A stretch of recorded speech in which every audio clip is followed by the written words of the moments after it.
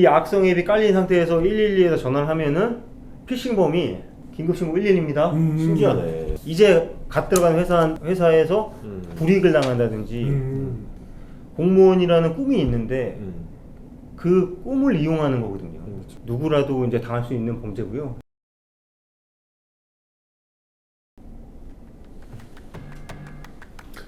안녕하세요. 꼼짝마TV의 황석진 교수입니다. 안녕하십니까. 꼼짝마TV의 정적 변호사입니다. 오늘은 계속 사회적으로 문제가 많이 되고 있는 보이스 피싱에 대해서 그 일선에서 베스트 오브 베스트인 우리 도봉경찰서의 김준영 형사님을 모시고 이 보이스 피싱에 대한 심각성이라든가 국민들이 알아야 될 내용 이런 부분에 대해서 간략하게 말씀을 들어보도록 하겠습니다. 안녕하세요, 김 형사님. 안녕하십니까? 네. 안녕하십니까. 안녕하십니까? 네. 근데 실제 저도 통계자료 좀 보니까 경찰청에서 발표한 거긴 한데 2016년에는 한 17,000건 정도의 보이스피싱이 걸렸었어요. 근데 이제 2020년 자료를 보니까 거의 31,000건까지 올라왔어요. 그러니까 경찰청 통계만 이런 거고 실제 잡히지 않은 범죄 숫자는 더 많겠죠. 우리 정말 경제 생활을 힘들게 하는 보이스피싱 범죄는 정말 늘어나고 있는 형국인 것 같아요. 특히 수십억 대의 보이스피싱 조직이 어떤 식으로 골라가고 이 사람들이 어떤 식으로 우리 생활에 사기를 치는지 속지 않으려면 어떻게 해야 되는지 저희 김준현 형사님 모시고 한번 이야기 나눠보도록 하겠습니다. 안녕하십니까. 서울 도봉경찰서 강력팀에 근무하고 있는 김준영 형사입니다.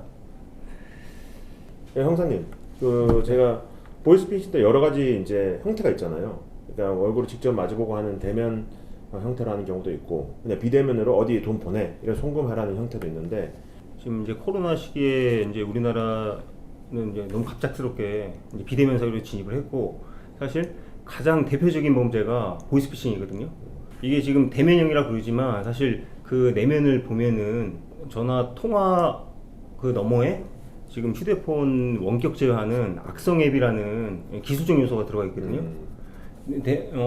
사람이 와서 돈을 받아가는 부분은 사실 뒤쪽에 있는 부분이고, 이제 중심적이고 피해자가 이제 속는 부분은 요 악성 앱이랑 지금 코로나 시기에 이제 어려운 서민들 소상공인들 그 심리를 파고드는 그런 범죄인 거죠. 이 대면 편층이 이제 늘었다는 것이 좀 아이러니하긴 하죠. 근데 하지만 좀 전에 우리 형사님께서 말씀하신 것처럼 그 대면은 돈을 갖다가 받아가는 이런 행위 수단인 것인 뿐이고, 실제 그 앞단에서는 대부분 다 비대면 소통 과정상에서 그 사람을 이제 기망시키고 이렇게 해서 사람이 속으면 계속 믿음을 주는 거죠. 그리고 믿음을 주고 그 믿음에 따라서 대면해가지고 돈을 받아가니까 전혀 의심을 하지 않는 이런 범죄로 계속 진화를 하고 있는 것입니다. 어디 뭐 시골에 계신 어르신분들도 뭐 전화해서 계좌이체 송금은 보이스피싱이다 이렇게 지금 인식이 어디로 송금해라 이런 건 아니까 인식이 돼 있기 때문에 범죄 성공률이 이제 떨어지는 거고, 실제 보이스피싱 같은 경우에는 이제 악성 앱, 휴대폰 이제 원격 제어하는 악성 앱이랑 이제 사람이 와서 이제 돈을 받아가는 게 이제 성공률을 높이기 위해서 피해자를 은행에 안 거치게 하는 수법으로 이제 변경되고 발전이 된 거죠. 이 피싱 수법이 엄청 발전을 했거든요.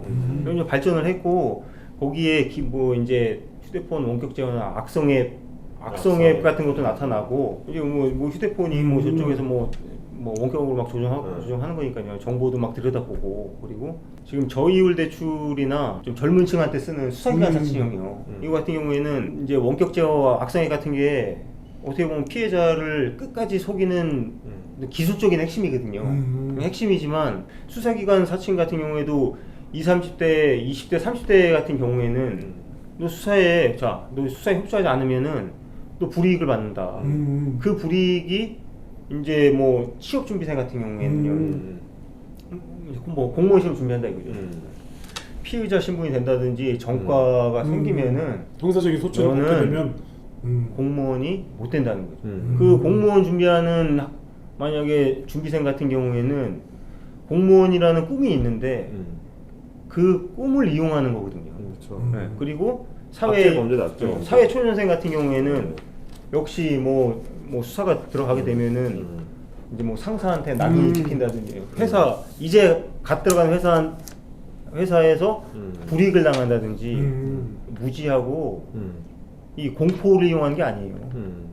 그 피해자 그 대상의 약점이랑 어려움에 공감을 하는 법이죠. 최대한 공감을 많이 하면 많이 할수록 성공률이 높아지는 거예요. 그러니까 너 그 사람의 어려움, 그 타이밍에 음. 최적의 시나리오 공략이 들어가는 거예요. 그리고 지금 피해자분은 한 분이잖아요. 방어자는 한 명이고 공격자는 범죄 집단이 공격하는 거예요. 그렇기 때문에 또 더 속고 피해가 발생하고 이제 그렇게 하는 거죠. 믿지 마라. 네. 그러니까 그런 수법을 알아야 미리 알고 계셔야 그런 게 연락이 왔을 때 이건 좀 이상하다라고 느끼실 수 있으실 거예요. 그래서 저희가 하는 방송이 취지도 여기는 국민분들께서 사기범들이 어떻게 사기치는지 조금이라도 좀 알고 계셔야 된다라는 취지에 시작한 거거든요. 지금 가장 많이 발생하고 있는 게 지금 대환 대출이고요. 이게 수법이 대출형이기 때문에 또 피해금이 이제 가장 크거든요. 만약에 교수님께서 장사를 하시는 장사하는 사장님이세요. 사장님께서 지금 코로나가 오르니까 장사가 잘 안 되잖아요. 그렇겠죠. 그래서 이제 어떤 이제 캐피탈에서 이제 대출을 받으신 거예요. 3천만 원 대출을 받으신 거예요. 캐피탈 같은 경우에는 뭐 16%, 17% 고율이지 않습니까? 고율인데 그 타이밍에 문자가 하나 들어오는 거죠. 그냥 띵동하고 지금 뭐 국민은행 정부 지원 2%, 3%대 서민 대출 서민 희망 대출 뭐 이런 문자가 예, 그렇죠. 들어오더라고요. 서민 대출, 특례 대출 해주겠다. 캐피탈 대출 지금 고율로 3천만 원 쓰고 있는데 갈아타고 싶은 마음이 있죠. 그럼요. 그러면 이제 전화를 하면은 그때부터 이제 시작이 되는 거죠. 근데 처음에는 이제 조회를 해준다 그래요. 아니 뭐 대출이 되는지 안 되는지 조회해주겠다. 그러면은 피싱범이 보통 2배까지 해준다 그런다고. 3천만 원이 필요하시잖아요. 그러면 6천만 원까지 해주겠다 이거. 이율은 2%, 3%다. 우리 사장님께서 그럼 나 그 대출 신청하겠다고 하면은 카카오톡으로 그 은행 앱을 보내주는 거예요. 지금 비대면 코로나 비대면이니까 대출 신청도 비대면으로 하니까 이거 우리 은행 앱 깔고 여기다가 인적사항 넣고 대출금 해서 대출 신청해라. 알고 보면 그게 다 악성 코드인데. 그게 악성 앱이죠. 그게 악성 앱이죠. 이 악성 앱이 깔리면은 이게 휴대폰을 조작을 하는 거예요. 피싱범들이. 그러니까 상대편이 이제 완전 장악을 해버리는 거죠. 그 휴대폰 자체를. 그렇죠. 그러면 사장님은 이제 신청을 하잖아요. 그러면은 대출 승인 났습니다. 대신 뭐 또 조건이 있겠네요. 대출 승인 났습니다. 네. 내일 그 말씀하신 계좌로 6천만 원 들어갈 겁니다. 잘 되면 그러면은 사장님이 이제 잘 됐구나 이렇게 하죠. 네. 그러면은 기존에 대출이 있던 그 캐피탈에서 전화가 오는 거예요. 사장님한테 전화번호가 그 캐피탈 대표번호 전화가 오는 거예요. 사장님은 그 캐피탈 대출 받았으니까 휴대폰이 저장이 돼 있죠. 근데 지금 아무 의심이 받는 거죠.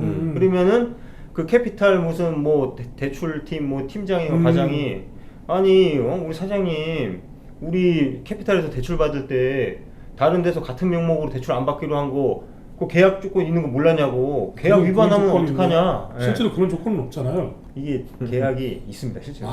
계약이 또 실제로 있구나. 그러면서 이제 그러는 거죠. 지금 계약 위반했다. 이거 금융사고 났으니까 금융감독원에 지금 신고 들어갔다. 우리 사장님 이제 조금 있으면은 계좌하고 카드 다 막힌다고. 다 막히고 그러면은 사장님이 뭐 이제 뭐 물어볼 거 아니에요. 근데 그게 뭐 은행 대출 받으려고 그랬다. 금융사고 지금 터져가지고 은행 대출도 안 된다고. 그러면은 이제 사장님이 이제 어떻게 해야 되냐고. 금융감독원에 지금 신고 들어갔다 그러니까 금융감독원에다가 전화해서 알아보시겠죠. 그렇죠. 감독이 전화해서 정말 뭐 진짜인지 가짜인지 그걸 또 그렇죠. 돌다리 두들겨 봐야죠. 금융감독원에 전화를 해요.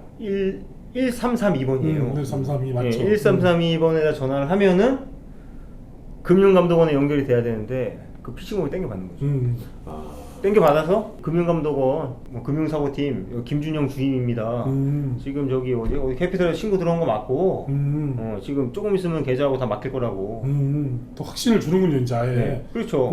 이게 대출 신청한다고 악성에 깔렸잖아요. 이게 지금 통화를 이렇게 조작을 하는 건데 이쪽으로 하나 저쪽으로 하나 다 이 범인들이 설정해놓은 그쪽으로 다 전화가 가는 거네요. 이 악성 앱이 깔린 상태에서 112에다 전화를 하면은 피싱범이 긴급신고 112입니다. 신기하네. 받고 지금 내가 지금 이런 대출이고 뭐 이런 금융사고가 났고 금융감독원에서 뭐 하니까 맞다고 이거 혹시 뭐 사기 아니냐 보이스피싱이 아니냐 하면은 그 맞다고 얘기하겠죠. 그거 보이스피싱 의심되니까 피싱범이 그러는 거죠. 그러니까 지금 서울청 금융감독 수사기에다가 좀 전화해보라고 전화번호 알려줘요. 그럼 서울청 금융감독원 전화번호가 정말 각본을 잘 짜져 있네요. 전화를 예. 하잖아요. 예. 전화를 하면은 피싱범이 또 땡겨 받아가지고 금융감독원 수사관 사칭하면서 아 그거는 아니니까 안심하라고 이렇게 하고 있다니까요. 그리고 돈을 언제든 갈취하는 거예요, 그럼요. 이제 우리 사장님이 이제 마음이 다급할 거 아닙니까? 지금 장사도 해야 되고 그러는데 뭐 계좌가 막힌다고 그러고 내일은 원래 6천만 원 나온다고 네, 했는데. 그러면 뭐 저기다 전화해도 금융감독원에 전화해도 맞다 그러지 경찰에다 전화해도 보이스피싱 아니라 그러지 그러면은 이제 캐피탈에 전화하는 거예요. 다시 그 전화로 온 전화로. 네, 캐피탈에 전화하면은 역시 피싱범이 당겨봤죠. 나 몰랐다고 진짜 나 몰랐고 나 지금 은행 뭐 대출도 안 받아도 되고 이거 뭐 어떻게 해야 되냐고 나 이거만 좀 풀어달라고 하면은 그 캐피탈에서 그러면은 방법 딱 하나 있다. 지금 3천만 원 오늘 갚아라고.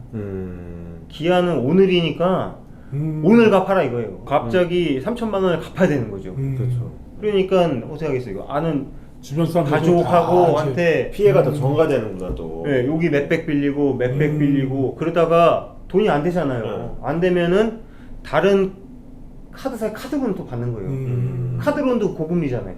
완전히 영끌을 하는 거네 그냥. 그리고 뭐 해가지고 현금 서비스 계속 받는 거죠. 받아가지고 3천만 원을 모아요. 계좌 하나에 넣어놓고 이제 캐피탈에 전화하죠. 나 지금 3천만 원 만들었다고. 나 이거 3천만 원 상환하면은 이거 금융사고 풀리고 나 저기 어디지? 내일 뭐 6천만 원 나 더 은행에 받는 거지. 대출한 거 나 받을 수 있냐고. 아 상환하면은 걱정을 상환하면은 하시겠다. 금융사고 취소되고 내일 그 은행 6천만 원 나온다고 걱정하지 말라고. 근데 고객님은 지금 금융사고 신고돼 있어가지고 가상계좌 발급이 안 돼요. 가상계좌 발급이 안 되니까 직접 찾아가지고 누구 우리가 채권 수금원 보낼 테니까 그 수금원한테 현금으로 3천만 원 딱 찾아서 주라고. 그러면은 상환하는 걸로 되고 내일 은행 대출 나온다. 그래서 돈을 찾아가지고 그래서 주는 거예요. 그래가지고 속을 수밖에 없네. 그렇죠. 이게- 각본도 잘 짜여져 있고 등장인물도 상당히 지금 많아서 뭐 이제 수사기관 사칭도 사실 문제지만 이 수법 있잖아요. 이 수법에 법조인하고 교수님도 당한 케이스가 있어요. 그 자기 핸드폰이 그렇게 이제 오염 돼가지고 뭐 1332 전화했는데 거기도 맞다고 하고 거기 맞다고 하면 그럼 이걸 결국 해소하는 방법 조금 더 의심해보고 사무실에서 좀 아니 보러 낙성앱이 전화해보거나. 어차피 기계에 깔리는 거니까 뭐 다른 좋은 방법은 없습니까? 아 그래서 제가 말씀 못 드렸는데 사실 말이 안 되잖아요. 무슨 은행에서 무슨 수사기관에서 돈을 사람 와가지고 돈을 현금을 받아가냐 하는데 바로 이 앞에 이런 과정이 있기 때문에 돈을 현금을 주는 거예요. 그래서 이 대면형이 이제 범죄가 성공을 하는 거죠. 이 범죄는 모르는 사람이 당하는 거거든요. 네. 이게 너무 치밀하기 때문에 이런 저희 방송 보면 된다. 네, 그렇죠.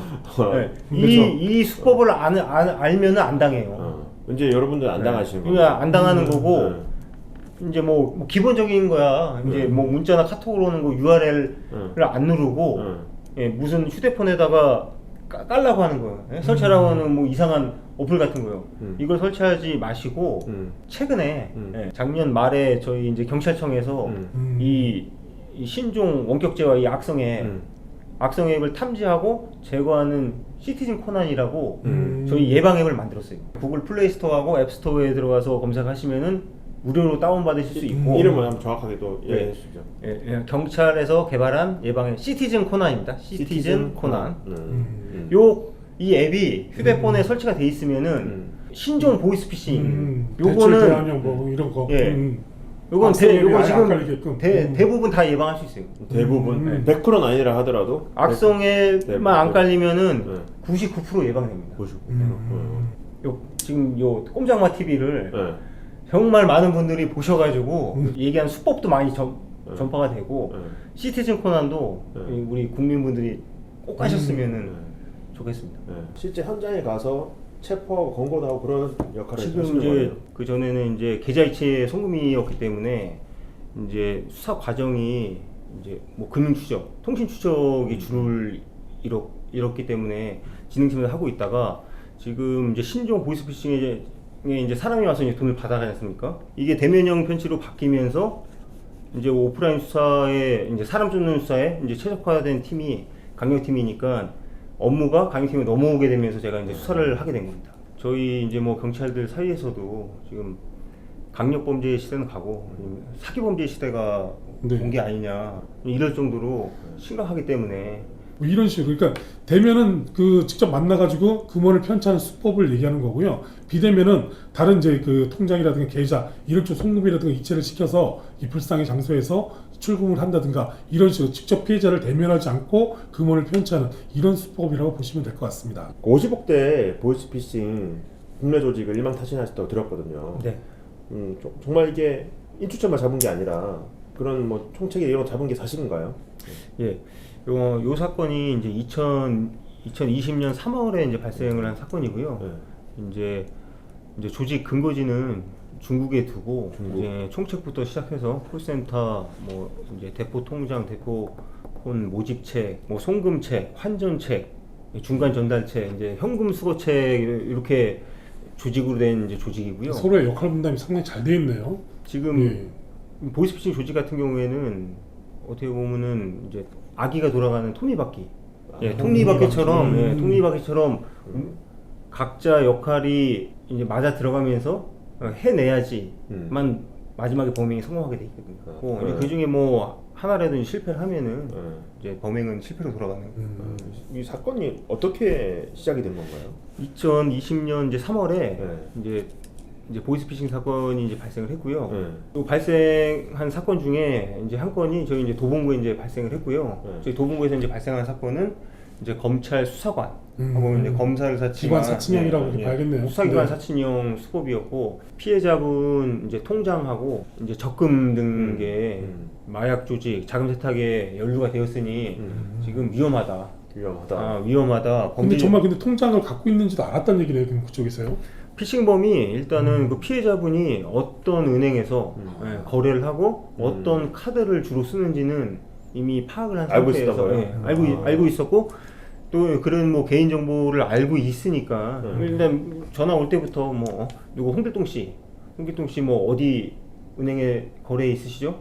어디 카드 있으시죠? 하면서 본인 내 개인 정보를 알고 시작을 하니까 거기에서 이제 처음에 의심이 조금 풀리는 거고, 풀리는 거고 그 다음에는 범죄 조직에서 우리 피해자분 은행에 있는 계좌를 다 인출해가지고 해외로 날릴 수 있다 이런 식으로 하면서 지금 수사에 협조를 해야지 수사에 협조해야지 돈을 지킬 수 있고 누명 억울함 지금 범죄에 연루됐다는 억울함 풀어줄 수 있다 이런 식으로 이제 속이는 거거든요. 우리도 일반 사람들이 이제 그런 전화를 받으면 확인하잖아요. 정말 내가 그런데 연루됐는지 안 됐는지. 근데 단순하게 전화 받으면 그렇게 이제 자기 모든 정보가 이 사람도 알고 있다고 하더라도 한 번 더 확인하고 뭐 그런 행동은 전혀 없었나요, 그럼요? 사건이 돼 있다. 당연히 뭐 어느 사건에 연루가 돼 있다. 그러면은 직접 형사사법 포털 사이트 들어가서 확인해봐라 하면서 이제 문자나 카톡으로 그 이제 URL을 보내주는 거죠.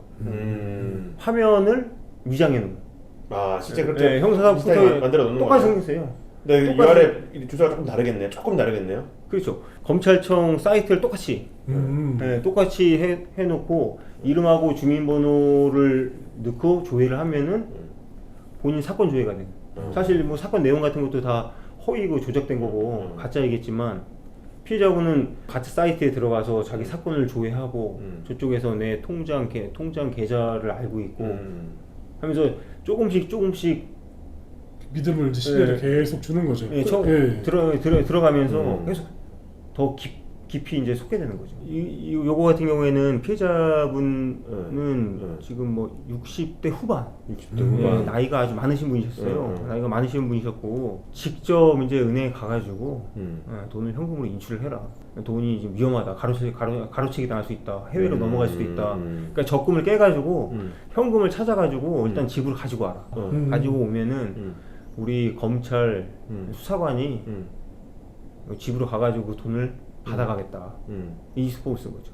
그래도 은행에서는 돈을 그렇게 현금을 많이 찾아가면 계속 물어보는데요. 요즘에는 계속 물어봤는데 피싱범이 은행에 갈 때 그때 은행에서 벌어지는 상황을 이미 다 문답 형식으로 다 코치를 하는 거죠. 은행 직원 근데 은행에서 물어보면 사실대로 범죄 연루됐다 그래가지고 돈 찾아놓으라고 했다 이렇게 얘기하면 안 되는 건가요? 그 지점에 범죄 조직, 그 조직원 끈앞으로 숨겨져 있다. 그렇기 때문에 당신 돈이 개인 정보가 유출된 정보 가지고 본인도 모르게 빠져서 나갈 수 있다. 이미 이런 식으로 은행이 하는 거죠. 털렸다는 거네. 지금 보이스피싱 이제 당할 때 보면은 뭐 거의 이제 귀신에 홀린 것처럼 당하듯이 이 피해자분은 지금 믿음은 이 지금 내가 지금 확실히. 전화를 하고 있는 그 피싱범한테 믿음이 가 있고 오히려 은행 직원을 불신하는 은행 직원들이 내 하는 정보를 거죠. 알아서 돈 빼내갈 수 있다. 홀리면은 뭐 은행 직원이고 경찰이 와가지고 이거 피싱이라고 보이스피싱이라고 해도 안 믿어요. 쇼핑백에 넣어가지고 현관문 손잡이에다가 바깥에다 이제 걸어놓고 전화 끊지 말고 안에서 대기하고 있어라 이거죠. 특별수사팀에서 돈 혐의 여부 확인한 다음에 돌려준다? 다시 돌려준다. 피해자분 이제 안전계좌, 가상계좌를 만들어서 뭐 그 가상계좌에다 입금을 할 거다 걱정하지 말아라. 이런 식으로 쓰는 거죠. 수사기관이고 지금 수사기관이고 뭐 은행이고 뭐 금융감독원이고 돈을 요구하지 않죠. 돈 그렇죠. 달라고 그러는 것 자체가 사실 이상한 건데 그러면 이제 문고리에 이제 돈을 걸어놔서 다 가져가고, 근데 그 사람 이제 언제 아신 거예요? 이제 한 3시간 정도 지난 다음에 보이스피싱 지금 당한 것 같다. 112 내용이 이제 보이스피싱 당한 것 같다, 뭐 이런 식으로. 생각해보니 이상한 거죠. 그죠? 그쵸. 지금 전화통화, 검찰 수사관이랑 전화통화가 됐는데 지금 그 전화가 연결이 안 된다. 내가 보이스피싱 당한 것 같은데 이거 어떻게 해야 되냐. 이렇게 신고가 떨어진 거죠. 그래서 저희 이제 수사팀이 피해자분 이제 집에 가가지고 피해자분 이제 진술을 듣고 그 전화 통화 이제 통화 내역이랑 이제 CCTV도 봤죠. 보이스피싱이 발생한 거를 이제 확신하고 이제 바로 이제 수사에 들어간 거죠. 어떻게 이제 그 피해가 이제 신고가 됐잖아요. 그럼 이제 이 녀석들을 어떻게 잡은 겁니까? 지금 대면형 피싱 같은 경우에는 그 현금 수거채 그 사람밖에 단서가 없어요. 그렇죠. 네. 사람. 아파트 CCTV를 모두 깠죠. 모두 까가지고 이제 피해자 그 돈 들어있는 봉투요. 그 봉투를 가지고 아파트를 나가는 그 여자를 한 명 찾아냈고 그 소개팅 여자였어요, 그러면? 네. 그 여자를 몇 살 정도 먹은 여자였었는데? 20대 한 초중반이 젊은 사람이네. 어른들이네. 네, 그 여자 이제 추적을 시작하게 된 거죠. 그 현금 수거채 이제 여자가 이제 뭐 버스도 타고 지하철도 타고 계속 이제 도주하는 모습을 어떻게 보면은 아주 어떻게 보면 지루한 싸움 같은 거거든요. CCTV를 또 계속 보셔야 되니까. CCTV는 또 시간이 지나면은 이제 저장기가 짧으면 삭제가 되잖아요. 그렇죠. 휘발성이 강해가지고 또 다 밀어내기 방식도 없어지고 이러니까. CCTV가 지워지면은 사실 우리가 쫓고 싶어도 못 쫓거든요. 그래서 결국에는 마지막에가 이제 홍대에 있는 게스트하우스에서 묵은 거를 찾아냈어요. 그 이제 게스트하우스 주인분께서 여권 사진을 한 장 찍어 놓으셨어요. 그럼 한국 사람이 아니란 얘기네요, 그러면? 그래서 그 여자는 이제 말레이시아 여자로 확인이 됐고요. 이제 최하위 말단을 하기 위해서 이제 고용된 여자인 거죠. 애초부터. 이 현금 수거채 이제 여자 쫓는데 한 20일 정도가 걸렸고요. 20일 걸렸죠. 20일 정도 이제 걸렸고 이제 시내 이제 지하철에서 9천만 원을 이제 받아간 남자거든요. 중간 수거채. 네, 중간 수거채 여성분한테 이제 이제 받아간 사람. 두 번째 사람이죠. 그럼 이제 중간에 그 여성으로부터 현금을 직접적으로 받아간 이제 중간 수거채, 이제 그 사람 추적은 이제 어떻게 하신 건가요? 이제 두 번째 이제 중간 전달책 같은 경우에는 그 이제 1차 여자한테 9천만 원을 받아가지고 이제 지하철을 타고 이제 서울 시내로 왔다 갔다 그래요. 지그재그로 이제 움직이는 게 백팩을 메고 있었거든요. 이제 가방을 메고 한 개 지하철역에 이제 내려가지고 이제 밖으로 나가거든요. 지하철역을 나갔다가 들어올 때 백팩이 이제 없어진 걸 이제 알았거든요. 돈이 없어졌구나. 이 이제 역 바깥에서 이 다음 상사한테 넘겨줬구나. 인출책, 전달책 하는데 전달책까지 뭐 4명, 5명까지 거치는 경우도 있어요. 그럼 이제 백팩이 없어지고 다시 탔잖아요. 그럼 이제 그 다음부터는 어떻게 추적이 되나요? 이제 세 번째 상선이잖아요. 상선 수사는 수사대로 하고 다시 이 전달책 이제 중국인도 계속 도주를 추적하는 거죠. 그리고 추적해가지고 이제 수원까지 쫓아갔어요. 멀리 가죠. 이제 수원역에서 나와서 골목까지 이제 들어가는 거를 이제 완전 점조직으로 운영이 되잖아요. 점조직으로 운영이 되기 때문에 지금 이 현금 수거체하고 중간 전자책도 서로 모른다. 서로 몰라요. 그날 처음 만난 거예요. 처음 만난 거고 근데 서로 표시에 있으니까 어떻게 빨간 옷을 입고 있는 사람한테 돈을 줘라. 이런 식으로. CCTV를 보면은 둘 다 휴대폰을 보고 있어요. 음. 휴대폰 보고 있고 서로 상사한테 전달받는 거네. 전달 지령 받는 거죠. 지령을 받아가지고 맞아요. 자 어디 가서 음. 누구한테 돈 전달하고 누구한테 돈 받아서 너는 일로 가라.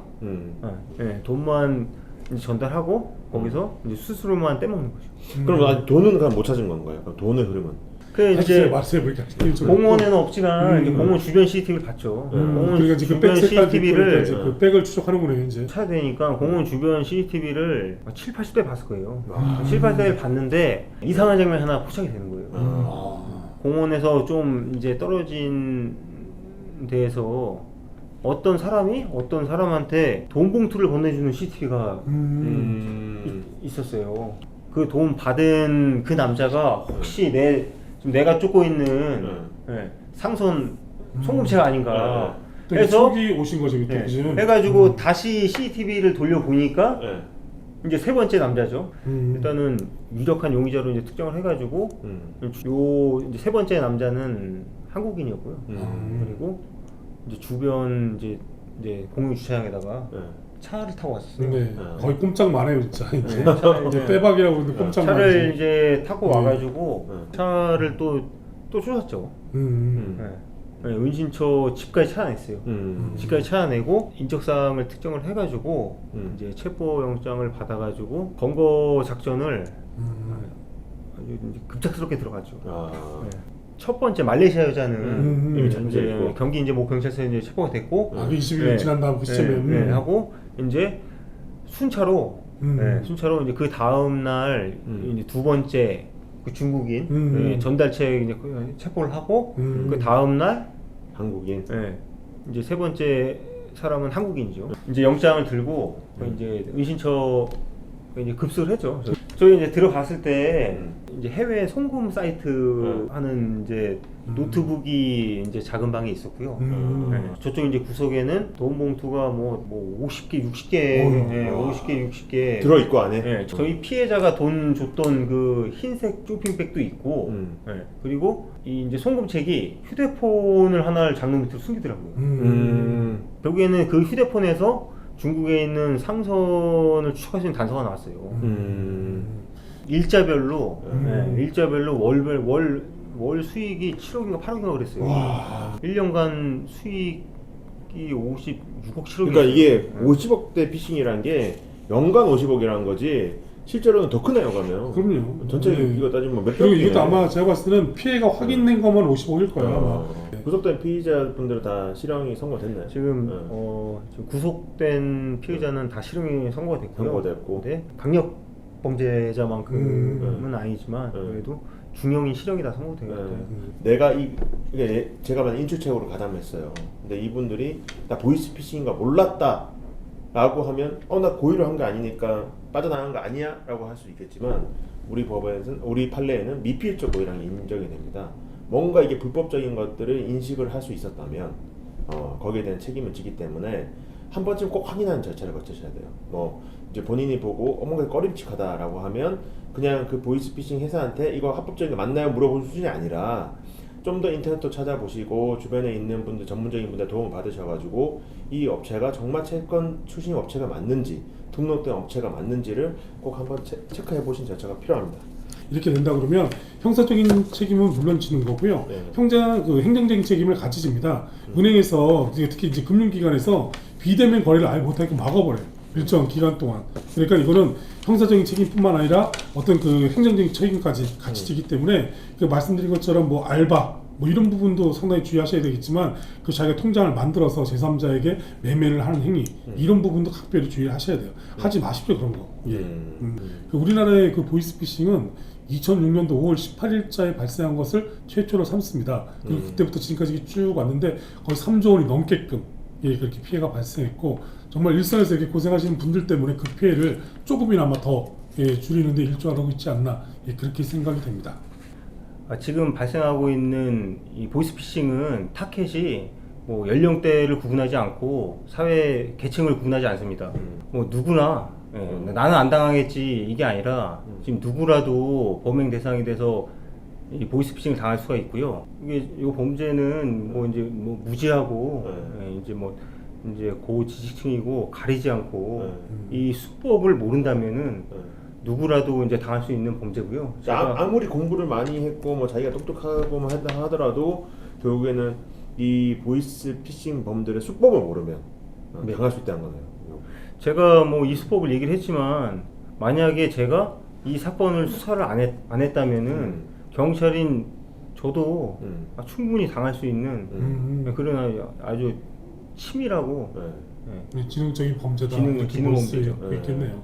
오늘 서울 도봉경찰서 강력팀의 김준영 형사님 모시고 실제 보이스피싱 범들을 잡고 일망타진했던 그런 흥미진진한 이야기들을 들어봤습니다. 앞으로도 진짜 일선에서 고생을 많이 해주시고 계신데 정말 이 범죄가 예방되고 또 범죄자들을 좀 처벌할 수 있도록 많은 노력을 부탁드리겠습니다. 네. 열심히 뛰겠습니다. 네. 네, 다음에도 또 나와주실 거죠? 네. 좋은 사건으로 다시 아, 한번 또 이 시청자분들 위해서 좋은 말씀 좀 많이 해주십시오. 알겠습니다. 오늘 약속하셨습니다. 네. 네, 저희 그 꼼짝마 TV는 좋아요, 구독 많이 눌러주십시오. 그래서 예방하고 저희는 뭐 수익을 내는 이런 TV가 아니라 어떻게 하면 이런 범죄로부터 우리 국민들을 안전하게 보호할까 이런 부분에 포커싱이 맞춰져 있기 때문에 좋아요와 구독을 반드시 좀 눌러주십시오. 네, 지금까지 꼼짝마 TV의 황석진 교수, 정재욱 변호사였습니다. 감사합니다. 네.